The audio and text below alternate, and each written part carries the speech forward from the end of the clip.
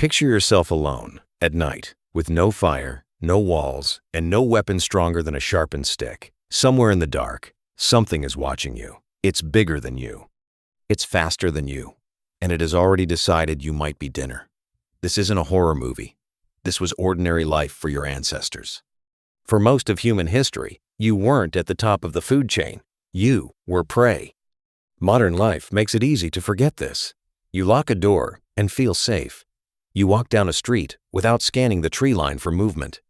But for hundreds of thousands of years, the humans who came before you lived every single day with the knowledge that something out there could kill them in seconds.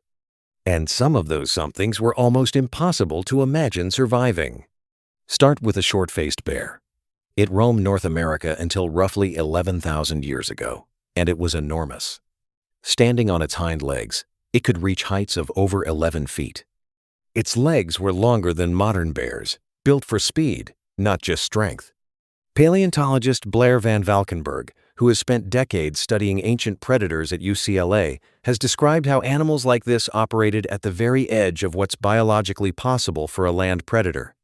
This wasn't a lumbering giant. It was fast enough to run down almost anything, including early humans crossing into the Americas. Now imagine facing that same landscape at night. No streetlights, no walls, just open ground, and a creature that could smell you from over a mile away. There was no outrunning it. There was no fighting it. Survival meant never being caught in the open in the first place. Then there's the American lion, larger than any lion alive today, prowling the plains of Ice Age North America. And alongside it, dire wolves, hunting in coordinated packs, targeting anything that showed weakness or isolation. Research led by Van Valkenburg on dire wolf fossils found in the La Brea tar pits revealed something chilling. Many of these wolves had healed injuries from repeated attacks on large, dangerous prey, meaning they weren't just scavengers picking off the weak. They were committed pack hunters, willing to take enormous risks for a kill. If you were an early human watching a pack of dire wolves approach at dusk, you understood something instinctively. This wasn't a fight you could win through strength. It was a fight you could only win through community, fire, and never being caught alone. Move across the ocean to prehistoric New Zealand, and the danger came from above. Haast's eagle was the largest eagle known to have existed, with a wingspan reaching nearly 3 meters. Researchers Trevor Worthy and Paul Schofield, who have extensively studied New Zealand's extinct megafauna, found evidence that this eagle regularly killed prey many times its own body weight, including giant flightless birds called moa. Their analysis of skull and claw structure suggested a killing method built for devastating speed, diving from above with enough force to crush bone on impact. Local Maori oral traditions describe a giant bird capable of attacking humans, something long dismissed as myth until the fossil evidence caught up. There's a real possibility that for early settlers of New Zealand, looking up wasn't just about checking the weather, it was about survival. Now go back even further, to a world before humans existed at all, but one whose predators shaped the very instincts you still carry today. Saber-toothed cats, like Smilodon, hunted with canine teeth up to 7 inches long, not built for a quick kill, but for a single devastating strike to soft tissue.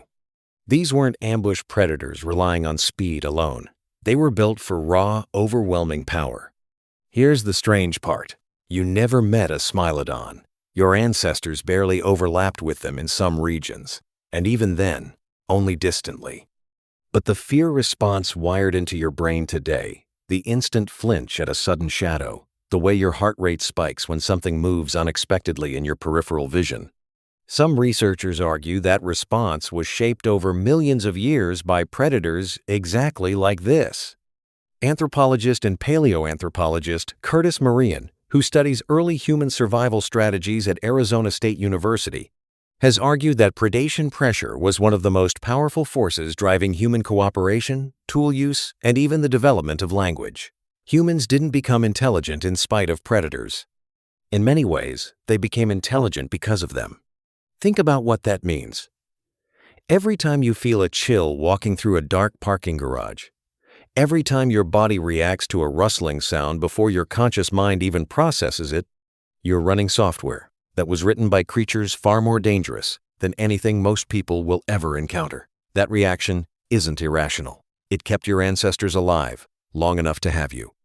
There's one more creature worth mentioning, not because it hunted humans directly, but because of what it reveals about how vulnerable early life truly was.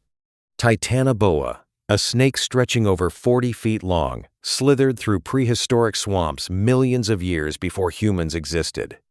It's a reminder that the natural world, long before people ever walked it, was already a place of monsters.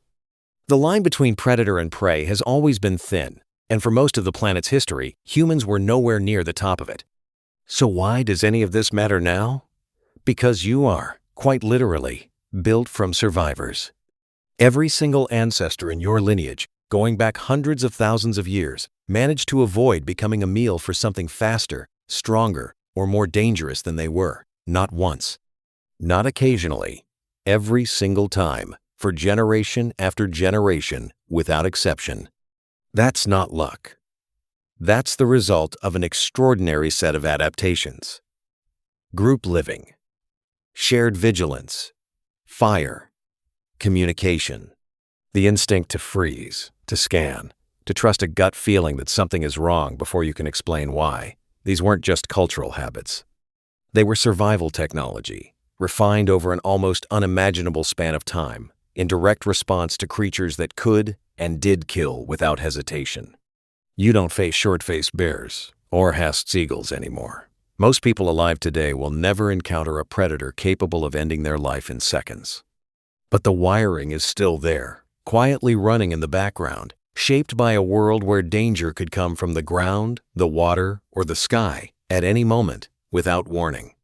So the next time your heart races at an unexpected noise in the dark, or you feel uneasy walking alone somewhere unfamiliar, remember what you're actually feeling. It isn't weakness. It's inheritance. It's the echo of every ancestor who looked into the dark, sensed something watching, and somehow, against extraordinary odds, made it through the night. You are not just descended from humans who survived history. You are descended from humans who survived monsters, and in a very real sense, some part of you never stopped watching for them.